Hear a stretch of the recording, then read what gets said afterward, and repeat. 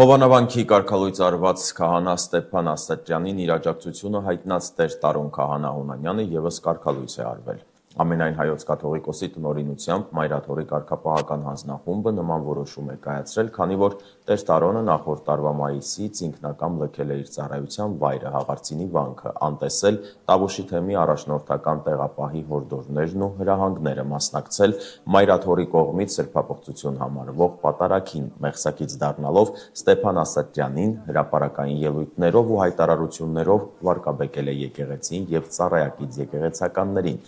անհարգալից վարքագիծ դրսևորել եկեղեցական բարձրագույն իշխանության նկատմամբ եւ դրժել հնազանդության ուխտը։ Նա դասվել է աշխարհականների շարքին Վարդան Հունանյան ավազանի անվամբ։ Արդեն կարգալույծ Տեր Տարոնը 2 օր առաջ հրավիրվել էր կարգապահական հանձնախմբի հետ հանդիպման, բայց գալով Մայրաթոր հրաժարվել էր մասնակցել դրան, ասելով, որ հանձնախմբի կազմում իր համար անընդունելի անձինք կան եւ դեմ է, որ նրանք քննեն իր կարգապահական հարցը։ Ստեփան Ասատրյանին աջակցություն հայտնած երկրորդ հոգեվորականը Տեր Թադեն է, որի կողմից այս կիրակի Թալինի եկեղեցում մատուցվելիք պատարագին ներկա է գտնվելու Նիկոլ Փաշինյանը։ Նրան ևս կարգալույծ կանեն, թե ոչ, Մայրաթորը դեռ չի հստակեցնում։